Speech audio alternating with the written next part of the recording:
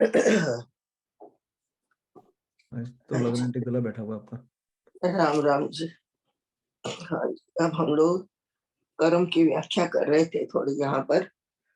तो अब कर्मों की व्याख्या करते हुए थोड़ा हम पीछे वेदों में और जो भगवत गीता में कर्म कहे गए हैं उनको भी थोड़ा सा याद कर लेते हैं। तो वेदों में सबसे ज्यादा कर्म जो है वो वहाँ वेदों में बताए गए हैं। और वेद ऐसे है कि जिसमें पूरी जितना भी दुनिया भर का ज्ञान है वो सारा वेदों के अंदर ही है।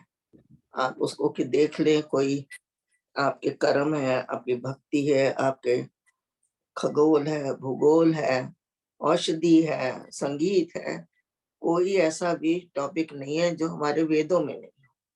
और वेदों में पूरा संपूर्ण ज्ञान है। तो वहाँ कर्मों को भी बताया गया और कर्मों को बड़े विस्तार से बताया। कहते हैं कि वहां पर जो हजारों हजारों मंत्र हैं उसमें ज्यादातर मंत्र जो है वो कर्म के ऊपर ही है। और जो कर्म के ऊपर मंत्र हैं उसमें सारा ये जो कर्म कांड के ऊपर बताए हुए हैं। कर्म कांड जितने भी होते हैं तो उसके लिए अब स्वामी जी ने भी यहाँ पर हम लोगों ने पढ़ा था जब, तो उसमें हम लोग यही देखते हैं कि कर्म कांड की बहुत ज्यादा व्याख्या है। फिर उसके बाद जब हम लोगों ने भगवत गीता पढ़ी थी तो उसमें भी कई तरह के कर्म बताए गए थे कि कर्म का सिद्धांत क्या है, कर्म कितने प्रकार के होते हैं, कर्मों का फल क्या है, कर्म कैसे बनते हैं, ये सारा विस्तार हमारी भगवत गीता में था। तो हम लोग जानना चाहेंगे कि पहले कि कर्मों का सिद्धांत क्या है। कर्मों का सिद्धांत तो सिर्फ यही है कि जो बोओगे वही काटोगे, जो बीजोगे वही काटोगे। सो ये कर्म का सिद्धांत है। इसमें कोई भी मिन मेख नहीं निकाल सकता, ना ही इसको कोई बदल सकता है। तो इसीलिए कहते हैं कर्मन की गति न्यारी। और फिर इसके बाद ये भी बताते हैं कि कर्म कैसे होते हैं। कर्म जो है हम कैसे करते हैं, वो हमारे संस्कार होते हैं, पिछले पिछले जन्मों के हमारे संस्कार होते हैं, उनके अनुसार हम कर्म करते हैं। और जब हम कर्म करते हैं तो उसमें अच्छे बुरे सारे कर्म करते हैं। अब इसके साथ साथ और भी कई चीजें आती हैं कि हमारा जन्म किस परिवार में हुआ है। कई परिवार ऐसे होते हैं जहाँ पर कि बहुत भक्ति भाव है, बहुत ज्ञान की चर्चा है, बहुत कुछ वहाँ चलता है। तो जो उस ऐसे परिवारों में पैदा होते हैं उनको एक मौका मिल जाता है कि वो उस परिवार में बहुत कुछ सीख लेते हैं। माता भी ज्ञानी होती हैं, पिता भी ज्ञानी होते हैं, पूरा घर का वातावरण बहुत सुखद और सुंदर होता है। दूसरा ये भी कह रहे थे कि भाई अगर आपका परिवार में जन्म तो हो गया, लेकिन अगर आपने संगत अच्छी नहीं करी है तो आपकी संगत के आधार पर भी आपके गलत कर्म हो जाते हैं। अगर आपकी संगत अच्छी है तो आपके परिवार में ना भी ये सब चीजें हों तो आप ऑटोमेटिकली उस संगत के हिसाब से अच्छा करना सीख जाते हैं, आपके कर्मों में सुधार होता रहता है। और दूसरा है कि हमको किसकी संगत करनी चाहिए। बड़े बड़े संत महात्माओं की संगत करनी चाहिए, सत्संगों में जाना चाहिए, वार्तालाप सुनने चाहिए, कथाएं सुननी चाहिए। इन सब चीजों से हमारा जो है विचारों में बहुत परिवर्तन होता है और हमारे कर्म धीरे धीरे सुंदर होने लग जाते हैं। तो ये था हमारे कर्मों का पहले। उसके अलावा लग गया। हाँ जी, अब हम लोग आ गए हैं वहां पर। कर्म पहले ये भी बताया भगवत गीता में कितने प्रकार के कर्म होते हैं। तो उन्होंने बताया था कि कर्म होता है, फिर अकर्म होता है, फिर विकर्म होता है। तो कर्म क्या होता है कि हम कोई भी काम जो करते हैं वो कर्म में ही आता है। और उसके बाद में उस कर्म से हमको कुछ पाने की इच्छा रहती है, फल पाने की इच्छा रहती है। तो ऐसे कर्मों को हम सकाम कर्म कहते हैं। वो सकाम कर्म जो होते हैं फिर उसके बाद में हमारे जो धीरे धीरे हमको पता लगता है कि इन सकाम कर्मों से हमारी उन्नति आत्मा की तो नहीं हो सकती है। तो हम धीरे धीरे वहां से अब आगे बढ़ने के लिए और तरह के प्रयत्न करते हैं, जिसमें फिर आता है अकर्म। अकर्म होता है जहां पर कर्म तो है लेकिन उसके फल की कोई इच्छा नहीं है। और फल हुआ तो ऐसे कर्मों को निष्काम कर्म कहते हैं। उसके बाद आता है विकर्म। अब विकर्म जो है वो क्या है, वो निषेध कर्म है, उनको करना ही नहीं चाहिए, ऐसे कर्मों को विकर्म कहते हैं। कई लोग कहते हैं विशेष कर्म, लेकिन इसका विकर्म का मतलब विशेष कर्म नहीं है, निषेध कर्म है कि हम ऐसे कर्मों को ना करें जिसके संस्कार गलत पड़े और वो संस्कार हमारे आगे के जन्मों में हमको बाधा डालें और हमको परेशान करें और हमको दुख भोगने पड़े। और यही सब कर्मों का था। फिर ये भी बताया गया था कि कर्म जो होते हैं 3 प्रकार के होते हैं। क्रियमाण कर्म होते हैं, फिर उसके बाद में बताया था कि क्या कहते हैं संचित कर्म, और तीसरा है प्रारब्ध कर्म। क्रियमाण कर्म वो होते हैं जो हम अभी कर रहे हैं, जिसके ऊपर हम अभी नियंत्रण कर सकते हैं। अच्छे करना चाहते हैं तो अच्छे करें, और यदि हम उन कर्मों को बुरा गलत कर भी लेते हैं तो हम उनको पश्चाताप से या अपनी साधना से या किसी और तरीके से उनको सुधार सकते हैं, क्योंकि वो अभी उनका जो अभी वो जो हमारे कर्म हैं वो बड़े कच्चे हैं, वो कभी भी आप उनको मिटा सकते हैं। दूसरे होते हैं संचित कर्म। जो संचित कर्म है वो हम लोग इकट्ठे हमारे हो जाते हैं, कई बार तो इसी जन्म में उनका फल मिल जाता है, और कई बार इस जन्म में नहीं मिलता तो अगले कई जन्मों तक वो संचित रहते हैं हमारे पास। तीसरे होते हैं प्रारब्ध कर्म, जो कि पक चुके हैं, अब उनमें कोई परिवर्तन ला नहीं सकते। इवन संचित कर्म में भी आप थोड़ा बहुत कुछ कर सकते हैं, यदि आप उसको जान रहे हैं कि हमारा कर्म पिछले जन्मों के हमने गलत किया, इस जन्म में हमको ये सब कर्म नहीं करने हैं तो आप उनके ऊपर ध्यान देकर उनको बदल सकते हैं।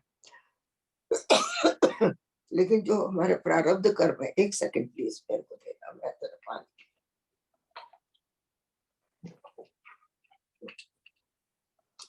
जो प्रारब्ध कर्म है उनको हम बदल नहीं सकते, क्योंकि वो हमारे कर्म पक गए।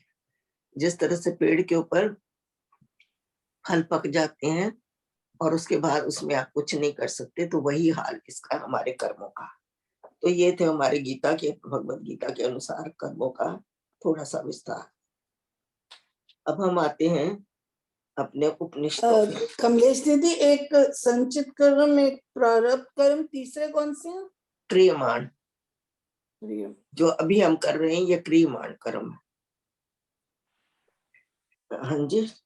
तो अब जो है इसके उपनिषद के हिसाब से जो हमारे कर्म है वो इसमें वो कहते हैं कर्मों का विस्तार बहुत नहीं है, क्योंकि इसमें जो है उपनिषदों में सिर्फ आत्मा का ज्ञान, परमात्मा का ज्ञान, ब्रह्म का ज्ञान, उनके बारे में ज्यादा है, कर्म बताए हैं, लेकिन उतना विस्तार नहीं है जितना हमारे वेदों में है या जितना हमारे भगवत गीता में है।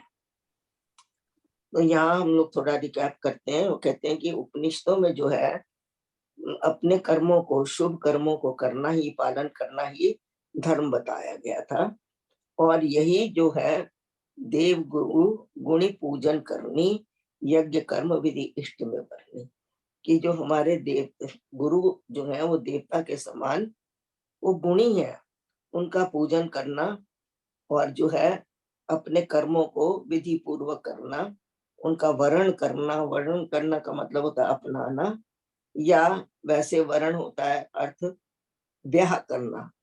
वर्ण करना मतलब उनके साथ जुड़ जाना, रल मिल जाना, एक हो जाना। जिस तरह से शादी होती है तो दो मनुष्य एक में ही उनका कहा जाता है कि आज से ये पति पत्नी हो गए और ये एक ही है। इनका जो खाना पीना रहना सहना सब कुछ जो कुछ भी है वो अब एक ही माना जाता है। एक दूसरे का वर्ण कर दिया, या एक दूसरे का वर्ण करने से ये स्थिति हो जाती है। फिर वो कहते हैं कि ये अपने गुरुओं का ध्यान करना है, पूजन करना है, अपने जितने भी हमारे कर्म हैं उनका वर्ण करना है। फिर वो कहते हैं उपासना करो, ध्यान करो, इन चीजों से हमारे कर्म अच्छे होते हैं। और वो कह रहे हैं कि ऐसा सब करने से हमारा क्या होता है, अज्ञान का नाश होता है और सारे भ्रम दूर हो जाते हैं, तम दूर हो जाता है, तम होता है अंधेरा, भ्रम होता है, जो नहीं है उसको हम मान बैठते हैं। जैसे हमारा शरीर है, हम उसको आत्मा माने बैठे हो, आत्मा है उसको हम शरीर मानते हैं, तो ये एक भ्रम है। तो इस तरह का जो हमारे अंदर भ्रम है और अज्ञान है, वो हमारे शुभ कर्मों से धीरे धीरे दूर हो जाते हैं। अब शुभ कर्मों में बताया कि क्या क्या शुभ कर्म करते थे लोग। पहले घाट बनवाते थे, कुएं खुदवाते थे, धर्मशालाएं बनाते थे, लोगों को सुख देने के स्थान बनाते थे, और फिर अन्न के भंडार लगाते थे, और इन्हीं को वो पूर्त कर्म कहते थे। पूर्त कर्म मतलब शुभ कर्म। अब कहते हैं फिर वो औषधियों का दान करते थे, सेवा करते थे लोगों की कष्ट भगाने के लिए, और दीनहीनों को पूरा सहारा देते थे और सबका ख्याल रखते थे। ये उनके कर्म होते थे पहले जमाने में। आजकल जो है वो कहते हैं कि इतना कोई करता नहीं है। तो इसमें बताया कि मानव धर्म दान दया माना, कि आजकल के युग में जो है सिर्फ दान और दया जो है यही एक स्तंभ है। जो पहले चार होते थे, धर्म के चार स्तंभ होते थे, यज्ञ होता था, तप होता था, सत्य पवित्रता, ये सब आ जाते थे इकट्ठे होके, एक ही हो जाता था, सत्य के साथ पवित्रता आ जाती थी। तो ये सारे तीन आजकल तो ज्यादा देखने में नहीं आते हैं, लेकिन दान और दया जो है तो अभी भी इस समय जो है हमारे कर्म को शुद्ध करते हैं। यही कह रहे हैं कि यही हमको ब्रह्मा ने बताया, और यही बताया कि इन कर्मों से आपका सुधार होगा। और यही चीजें हमको बड़े ज्ञानी महात्मा मुनियों ने भी यही सब बताया। फिर उन्होंने बताया कि स्वाध्याय करना चाहिए, ये भी शुभ कर्म है। बंधुओं की सेवा में अपना मन लगाओ और अपने कर्मों को जो है निष्काम कर्म करते जाओ। फिर इसी में आपकी अगर श्रद्धा और निश्चय हो जाएगा तो आपके अंदर अच्छे अच्छे गुणों का विकास होगा। सरलशीलता होना दूरी, तो कहते हैं कि आपकी जो शीलता है जिसमें कि कई सारे गुण आ जाते हैं, वो सारी इसके अंदर आपके अंदर आ जाएगी।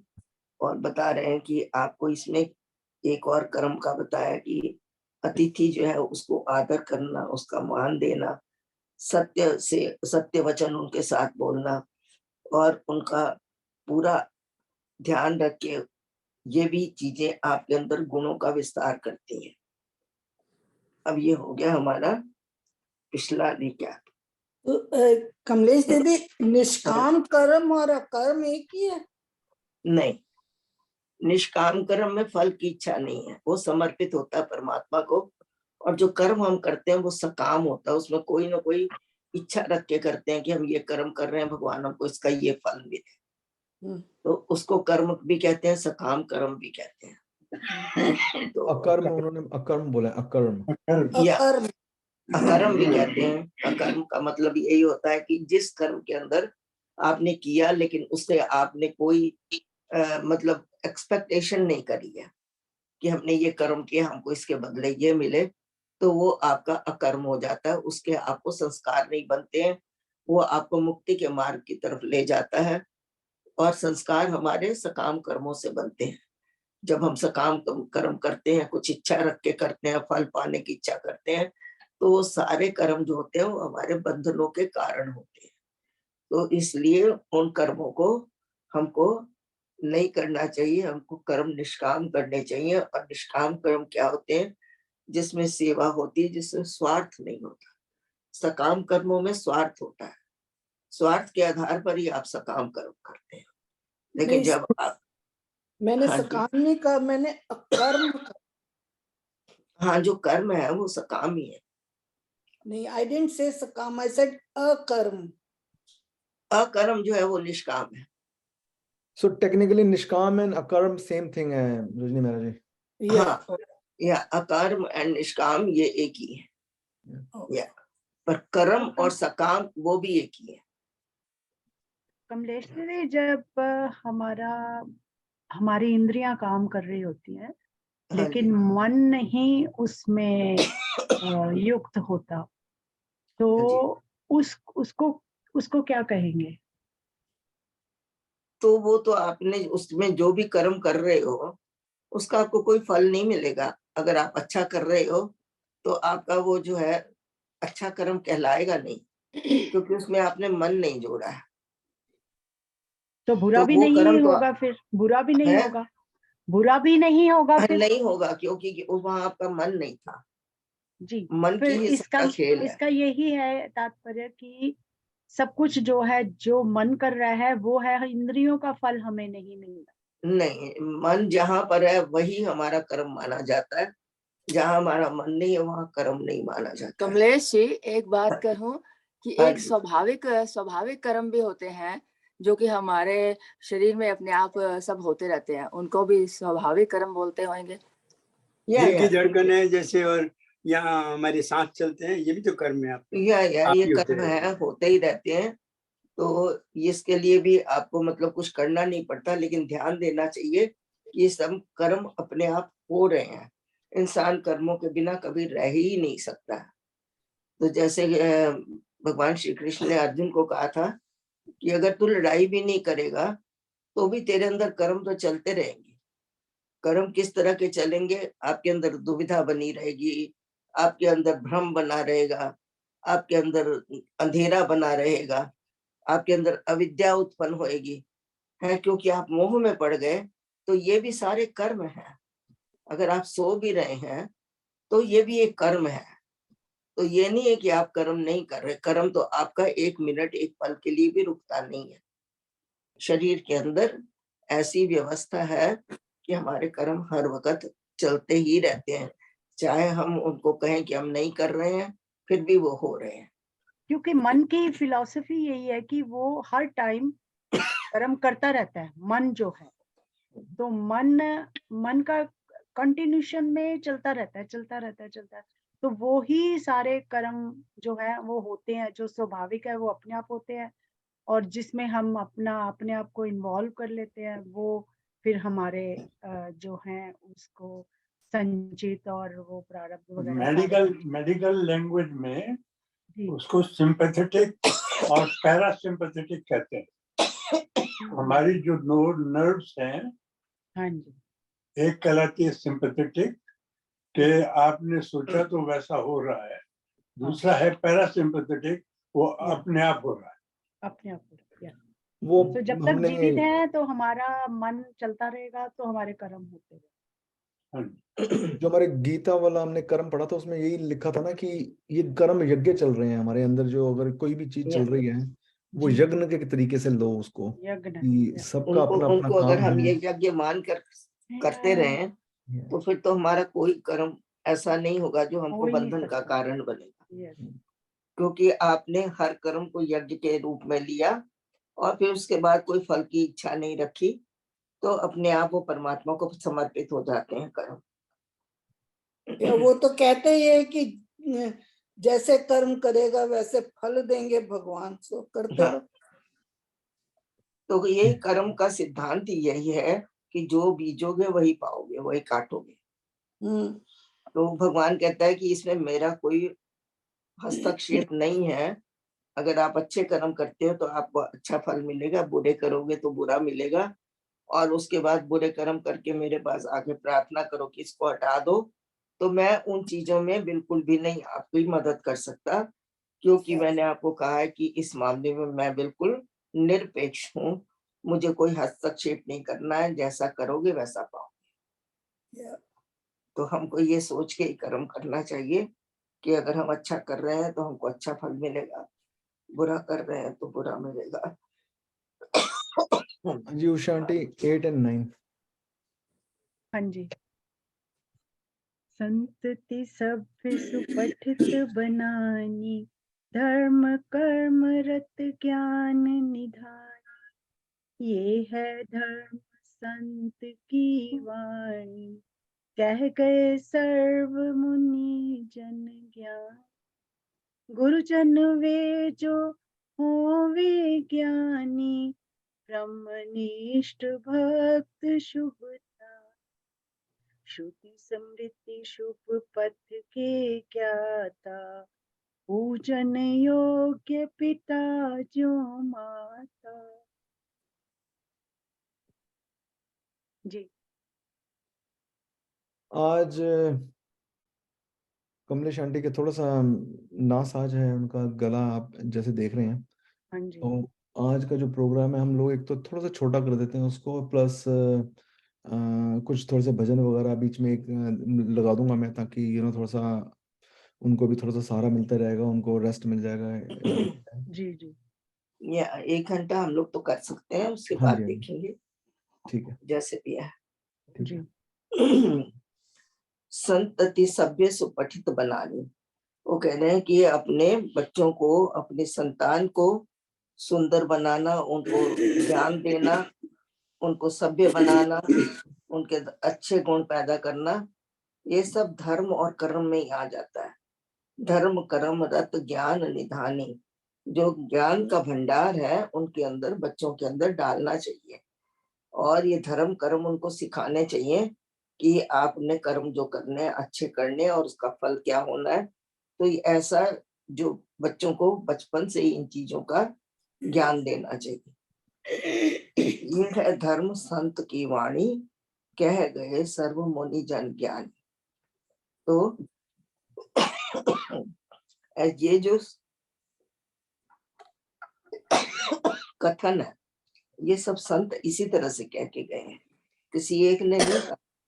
जितने भी मुनि हुए, जितने भी ज्ञानी हुए, जितने भी संत हैं, सब यही कहते हैं कि अपनी संतति को, अपनी संतान को सभ्य बनाओ और उनको ज्ञान दो, उनको धर्म कर्म सिखाओ, उनके ऊपर कर्म करो, कुछ बताओ, समय व्यतीत करो। आज बच्चों को हम लोग पढ़ा तो देते हैं, लेकिन धर्म कर्म के बारे में हम कभी उनको बताते नहीं है। उनका व्यवहार जो है वो बिल्कुल भी ठीक नहीं होता, ना ही तो उसके अंदर सभ्यता होती है, ना ही उनके अंदर ज्ञान है। और इस तरह की संतति जो है वो मुनि जन और संत लोग जो कहते हैं ऐसा नहीं होना चाहिए। फिर वो कहते हैं गुरुजन वे जो होवे ज्ञान, ब्रह्मनिष्ठ भक्त शुभ ध्यानी। अब यहाँ गुरुओं की बारे में बता रहे हैं कि गुरु के क्या गुण होने चाहिए। सबसे पहले वो कह रहे हैं कि ब्रह्म गुरु जो है पूर्ण होना चाहिए। अधूरा गुरु जो होगा, जिसने खुद अपनी मंजिल तक नहीं पाई है, वो आपको मंजिल तक पहुंचा ही नहीं सकता है। वो आपकी यात्रा वहीं तक कराएगा जहां तक वो खुद गया हुआ है। तो इसलिए गुरुओं के बारे में कहा है कि गुरु पूर्ण ज्ञानी होने चाहिए, ब्रह्मनिष्ठ होने चाहिए, ब्रह्म में उनकी पूरी निष्ठा होनी चाहिए, और वो ब्रह्म के ज्ञानी भी होने चाहिए, ब्रह्म में लीन होने चाहिए। जीते जी भी इंसान आत्मा में या ब्रह्म में लीन हो सकता है। तो कहते हैं ब्रह्मनिष्ठ भक्त, ये गुरु के लिए कहा गया कि गुरु जो है पूरा परमात्मा के अंदर जुड़ा होना चाहिए, बिल्कुल भी अलग नहीं होना चाहिए परमात्मा से, तभी उसी को भक्त कहा जाता है। भक्त क्या होता है, जिस तरह से दूध में आप चीनी मिला देते हैं, वो बिल्कुल घुल मिल जाती है, आप उसको अलग नहीं कर सकते, तो आप कह सकते हैं दूध और चीनी भक्त है। इसी तरह से गुरु भी जो है वो परमात्मा के अंदर इतने रमे होने चाहिए, ध्यान में रहते हैं। इतना उनको परमात्मा का ध्यान होना चाहिए, इतना ब्रह्म का ज्ञान होना चाहिए, ब्रह्म में वो पूरे भीगे हुए होने चाहिए और ध्यान में रहने वाले होने चाहिए। तो यही गुरुओं की निशानी यहाँ बताई गई है। श्रुति स्मृति शुभ पथ के ज्ञाता। अब यहाँ वो कह रहे हैं श्रुतियां क्या है। कहते हैं कि वेदों में जितना भी ज्ञान है, जितना भी ज्ञान है, वो श्रुति रूप में है। श्रुति रूप मतलब उनको सुन के पाया गया है, लिख के नहीं पाया गया था। शुरू में भगवान ने, वेद भगवान ने जो है वो जब अपना ज्ञान जो है बांटा, तो उन्होंने वो सुनाया, इसलिए वेदों को श्रुति कहते हैं। और स्मृति किसको कहते हैं? जो स्मृतियां हैं, जैसे अब भगवत गीता है, वो हमारी स्मृति है। कैसे? क्योंकि वो आपके महाभारत से आई है भगवत गीता। और भगवत गीता में सॉरी, आपके जो क्या कहते हैं, लिखा गया था। नहीं, जो ये हम लोग महाभारत है, उसमें जितना भी ज्ञान है वो इतिहास रूप में है। देखिए, पुराना है, पुरातन है, तो उसको स्मृति के रूप में कहा गया है। तो गीता जो है, भगवत गीता, वो स्मृति है, और वेद जितने हैं वो श्रुति है, क्योंकि वो सुन सुन के उनका ज्ञान आया है। और स्मृति जो है कि उनको पिछली यादों से उनको बनाया गया है कि किस तरीके से महाभारत में हुआ था, उसमें से गीता का छोटा करके निकाल के उसको हमारे सम्मुख रखा गया है।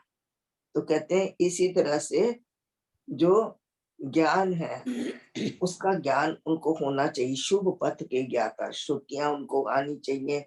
स्मृतियों का ज्ञान किसको होना चाहिए? गुरुओं को। और वो शुभ पथ के उनको पूरा ज्ञान होना चाहिए। ये सारे शुभ पथ ही हैं, श्रुतियां, स्मृतियां, पुराण जितने भी हैं, और जो भी मीमांसा है, ये सारी जो हमारे पुराने पुराने ग्रंथ हैं, ये सारे हमारे ऋषि मुनियों ने जो उनका वर्णन किया है, ये हमारे गुरुओं के आचरण में, उनके व्यवहार में सब होना चाहिए। फिर वो कह रहे हैं पूजन योग्य पिता जो माता, पिता और माता का की भी पूजा के काबिल है वो। उनको हम लोग ऐसे ही बोल देते हैं, कुछ भी बोल देते हैं, उनकी आज्ञा का पालन नहीं करते हैं, उनको कुछ जानते नहीं, मानते नहीं, तो कह रहे हैं कि ये बहुत गलत है। वो माता और पिता जो है वो पहले गुरु हैं हमारे, और वो हमारी पूजा के योग्य हैं। पूजा खाली बाहर लेके थाली नहीं करनी है, मन के अंदर उनके प्रति हमारा आदर और व्यवहार और हमारी जो वाणी है, उससे हम उनकी पूजा कर सकते हैं, अपने गुरुओं, अपने माता और पिता की। आगे कह रहे हैं स्वार्थ रहित सहित सच ही के। ये और अभी क्या पढ़ा है? नहीं ये तुमने? अभी पढ़ेंगे आंटी, ये पढ़ते ये हैं अभी एक मिनट। पढ़ना है। कौन जी। सा गुरुजन? अच्छा, नहीं, सॉरी, स्वार्थ रहित। हाँ जी, वो रजनी जो मेहरा जी, जो पढ़ना। 10वां और 11वां प्लीज। हाँ जी। जय राम हरे, जय राम हरे, भव भय भंजन भगवान हरे। एक मिनट, जय आप राम। एक मिनट पढ़ने से पहले आज अब छोटा सा एक भजन गा दो आज अब यहीं पे ना, ताकि थोड़ा सा रेस्ट में मिल जाएगा आंटी को। विपन, हाँ जी। हाँ जी। वो जैसे कमलेश जी वो कर रहे थे ना अबाउट कर्म के बारे में, सो हाँ जी, मेरे को एक भजन याद आ रहा है, पहले रजनी गा ले फिर मैं वो गाऊंगी। ठीक है आंटी। जय राम हरे, जय राम हरे, भव भय भंजन भगवान हरे। जय राम हरे, जय राम हरे, भव भय भंजन भगवान हरे। राम राम सबका है अपना, संगी सखा बने हम न उसके तो वो क्या करे। राम सबका है अपना, संगी सखा बने हम न उसके तो वो क्या करे। नाक की सीध में वे विराजे सदा, अंतर्मुख हम न देखें तो वो क्या करे। राम सबका है अपना, संगी सखा बने हम न उसके तो वो क्या करे। नाम जप कर तू अपने को पहचान ले, देह वस्तु नहीं तो यही जान ले। नाम जप कर तू अपने को पहचान ले, देह वस्तु नहीं तो यही जान ले। देह वस्तु नहीं तो यही जान ले, घट घट में है मंदिर जो उसका बना, देख जो तू न पाए तो वो क्या करे। राम सबका है अपना संगी सखा, बने हम न उसके तो वो क्या करे। पवन पानी से जीवन में रस है भरा, फल फूलों से भर दी है उसने धरा। पवन पानी से जीवन में रस है भरा, फल फूलों से भर दी है उसने धरा।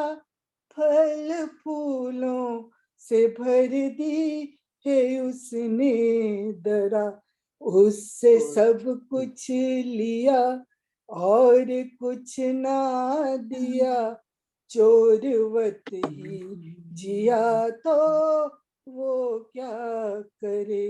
राम सबका है अपना संगी सखा, बने हम न उसके तो वो क्या करे। मुँह दिया मुँह में शक्ति दी मीठा गला, हाथों में उसने भर दी है अद्भुत कला। मुँह दिया मुँह में शक्ति दी मीठा गला, हाथों में उसने भर दी है अद्भुत कला। हाथों में उसने भर दी है अद्भुत कला। प्रिय वचन ना कहे ना किए सत्कर्म, गीत उसके न गाए तो वो क्या करे। राम सबका है अपना संगी सखा, बने हम न उसके तो वो क्या करे। देर देर अब भी नहीं तो भटकने से बच, त्याग दे जो सब एक नाम को भज। देर अब भी नहीं तो भटकने से बच, त्याग दे जो सब एक नाम को भज। त्याग दे झूठ सब एक नाम को भज। राम है एक ही सदा सर्वदा, राम है एक ही सदा सर्वदा। बांट उसको दिया फिर वो क्या करे। राम है एक ही सदा सर्वदा, बांटे उसको दिया फिर वो क्या करे। राम सबका है अपना संगी सखा, बने हम न उसके तो वो क्या करे। राम सबका है अपना संगी सखा, बने हम न उसके तो वो क्या करे। पाया पाया पाया मैंने राम रतन धन पाया, पाया पाया पाया मैंने राम रतन धन पाया। राम रतन धन पाया मैंने, राम नाम धन पाया। राम रतन धन पाया मैंने, राम नाम धन पाया। पाया पाया पाया मैंने राम रत्न धन पाया, पाया पाया पाया मैंने राम रत्न धन पाया। जय श्री राम। हाँ जी 10 and 11। ओके विपिन। हाँ जी आंटी, हाँ जी ओके।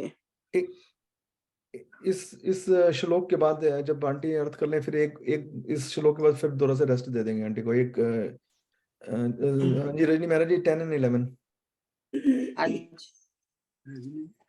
हाँ जी, मेरा नाम अरोड़ा है, किरण अरोड़ा। स्वार्थ रहित सहित सच ही के, कर्म विचार चरित के नीके, धर्म तम संशय सब ही तारे, नाम सुनो का से जन तारे। हाँ जी बेटा। ऐसे गुरुवर पास ही जावे, विनय सहित निज शीश झुकावे, आदर देकर कर जिज्ञासा, हरे नाम रस चाक पिपासा। जय सिया राम, जय जय सिया राम, जय सिया राम, जय जय सिया राम। हाँ जी, तो कह रहे हैं स्वार्थ रहित सहित सच ही के, स्वार्थ से अलग होकर बिना स्वार्थ के, और सच के साथ, सच को साथ लेकर, सहित सच ही के। ये यहाँ सारे लक्षण आ रहे हैं गुरु जो कैसे होते हैं, स्वार्थ रहित होते हैं और सच के अंदर ही उनका पूरा जीवन जाता है, और इतने सच के अंदर रहते हैं कि उनके मन के अंदर कभी कोई गलत विचार आता ही नहीं है, और उनके जो कर्म हैं और जो विचार हैं वो इतने ऊंचे होते हैं, चरित्र के नीके। चरित्र कहते हैं चरित्र, नीके कहते हैं सुंदर, बहुत सुंदर होना। उनके जो विचार और कर्म हैं उनके चरित्र का एक उदाहरण होते हैं, कि वो करके दिखाते हैं कि आपका चरित्र कैसा होना चाहिए। हमारे सामने हमारे गुरुओं के एग्जाम्पल हैं, किस तरह से उन्होंने जीवन जिया, किस तरह से कर्म किए, किस तरह से सेवा भाव करी, और साथ में स्वार्थ रहित और सत्य में ये क्या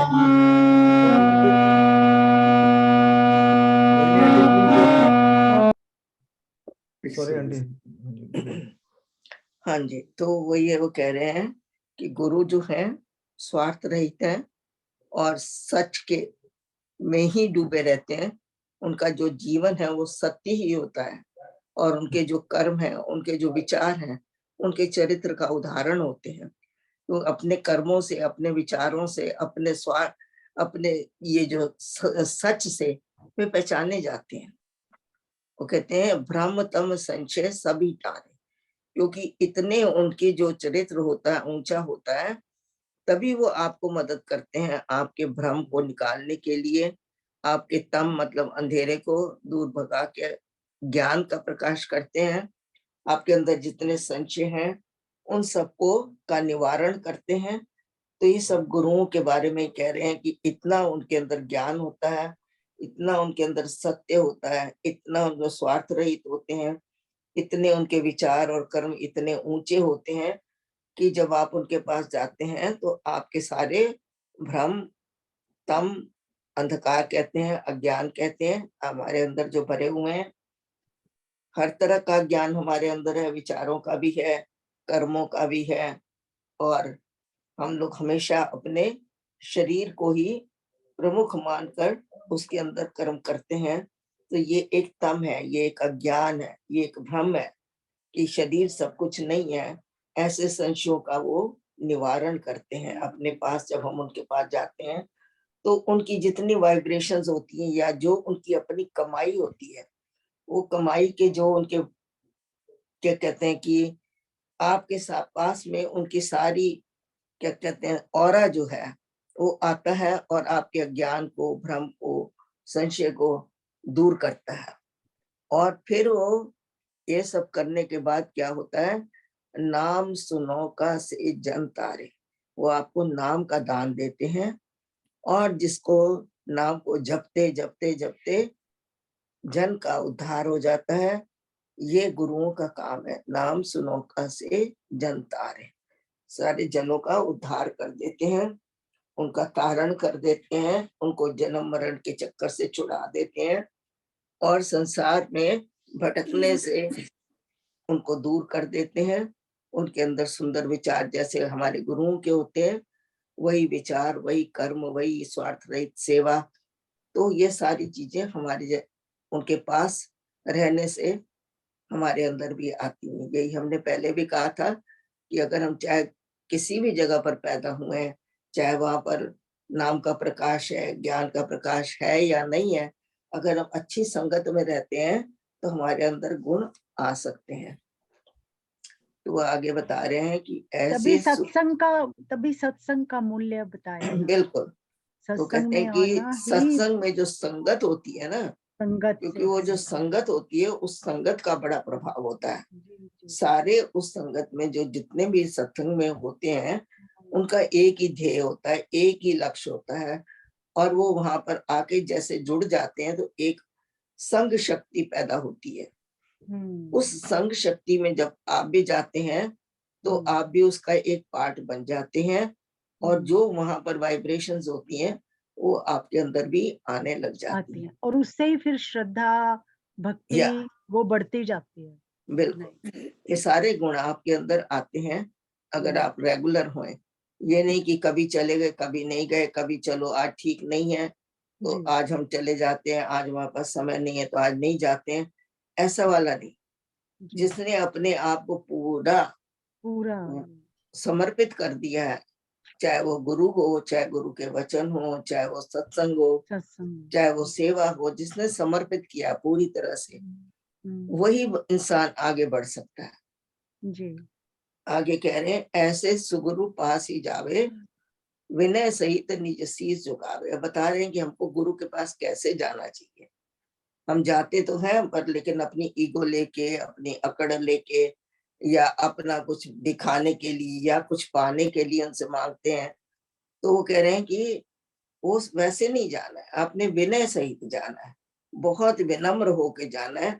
जब भी हम किसी से कुछ पाने की आशा रखते हैं तो हमारे अंदर सबसे पहला गुण विनय होना चाहिए, नम्रता होनी चाहिए, और अपने सिर को झुकाकर, खाली सिर नहीं झुकाना है, अपने अंदर से अपने मन को, अपनी ईगो को, इन सबको मिटाकर जब हम परमात्मा गुरु के पास जाते हैं तभी हम उनके गुणों के भागी बनते हैं। कई लोग गुरु की परीक्षा लेने भी जाते हैं, ऐसे ऐसे सवाल करेंगे कि गुरु को इसका उत्तर आता भी है कि नहीं है, मतलब अपने आप को बहुत बड़ा ज्ञानी समझते हैं। तो ऐसे लोगों का उद्धार नहीं होता है। और दूसरी बात यह है कि स्वामी सत्यानंद जी महाराज जी ने भी एक जगह लिखा है, वो कहते हैं कि लोग आते हैं, पैरों पे तो टेकते हैं मत्था और जीभ पे रखते हैं पैर। तो इसका मतलब क्या है? जीभ पर पैर रखते हैं और पैरों पे रखते हैं मत्था। तो इसका मतलब ये है कि जीभ पर पैर रखना कि गुरु की आज्ञा का पालन ना करना, ये गुरु की अवहेलना करना, ये हमारा हो गया गुरु के वचनों के ऊपर हमने पैर रख दिया। मतलब तो रवि भाई साहब, आप कमलेश दीदी से ऐसे क्वेश्चन पूछते हो कि कमलेश दीदी आपसे पूछती हैं ऐसे क्वेश्चन? मैं इनसे पूछती हूँ जी। हम एक दूसरे से पूछते हैं। या तो कह रहे हैं कि ऐसे सुगुरु पास ही जावे, विनय सहित निज शीस झुकावे। अपने आप को बहुत विनम्र बना के, बहुत नीचा करके, तब जब गुरु के पास जाते हैं तो हम कुछ पा सकते हैं। जब हम अपने अहंकार में जाते हैं, अपने अभिमान में जाते हैं, या कुछ हमारे अंदर और पाने की इच्छा होती है तो हम जाके वहां दुनिया की चीजें उनसे मांगते हैं, तो हम सिर्फ अपने आप को और ज्यादा से ज्यादा संसार में ही उनको हम अपने आप को इन्वॉल्व कर रहे हैं। और हम जब गुरु के पास जाएं तो हमें सिर्फ आत्मा परमात्मा या हमको अपने उससे निकलने का मार्ग ऐसा पूछना चाहिए कि हम, जिससे कि हमारा जन्म मरण छूट जाए। लेकिन हम लोगों का मोस्ट ऑफ द टाइम यही होता है कि हम संसारी चीजों की मांग लेकर, अपने दुख सुख लेकर जब गुरु के पास जाते हैं तो हम फिर खाली झोली ही वापस आते हैं। वो कह रहे हैं आदर देकर करे जिज्ञासा, उनको बहुत आदर दे और फिर जो ये है वो उनके आंटी ये पास- लास्ट ये नेक्स्ट है, हाँ जी, श्रद्धा भाव जो है ना वो नेक्स्ट वाला है। आप कौन सा कर ये रहे नहीं हैं? पढ़ना है, आदर देकर करे हाँ जिज्ञासा। हाँ, ये वाली लास्ट लाइन, ठीक है, सॉरी है। या वो कहते हैं कि अपनी जिज्ञासा को गुरु के सामने प्रकट करे कि मैं इस वजह से आया हूँ, और वो कहते हैं कि अपने गुरु के पास जाते कभी खाली हाथ भी नहीं जाना चाहिए, हमेशा कुछ ना कुछ आप, अगर वो नहीं ले जा सकते बाहरी चीजें या कुछ नहीं ले जा सकते, तो कम से कम अंदर में कुछ अपने ले जाओ। शुभ विचारों के साथ जाएं, और आपके अंदर श्रद्धा और भाव हो, वही आप अपने गुरु के चरणों में समर्पित करें, तो भी आपका कल्याण हो जाएगा। तो कह रहे हैं कि श्रद्धा भाव भक्ति को धारे, नहीं सॉरी, आदर देकर करे जिज्ञासा। वो अपने गुरु को आदर दे, फिर अपनी जिज्ञासा करे कि मैं किस कारण से आया हूँ, और फिर हरे नाम रस चाख पिपासा, पिपासा होती है प्यास, हरे नाम रस चाख पिपासा, जो नाम का जो रस है उसको चखने से, उसका स्वाद लेने से जो हमारे अंदर अज्ञान की जो है वो दूर हो जाएगा, और हमारी पिपासा जो है, जो प्यास है हमारी, वो तृप्त होएगी। नाम जो रस है ये हमारे अज्ञान को दूर करता है, और हमारे अंदर की जो परमात्मा से मिलने की एक आश होती है, प्यास होती है कि हम कब उससे मिलेंगे, कब हम उसके पास होंगे। तो अगर वही भाव लेकर हम गुरु के पास जाते हैं तो हमें वही लाभ होता है कि हमको गुरु जो है नाम रस का पान कराता है, और उससे हमारे जो अज्ञान की प्यास है वो बुझ जाती है। आज बस हम इतना ही करेंगे, और इसके बाद एक छोटा सा भजन होगा। कोई any question, any comment until now? Kamlesh ji को मैं बहुत अच्छा बधाई देना चाहता हूँ कि उन्होंने अपनी तकलीफ में होते होते ये जो है आज का सुनाया है, इन्होंने बड़ा अच्छा कर्मों का ज्ञान ये दिया हमको। राम जी का बहुत काम बहुत है। आपकी धन्यवाद।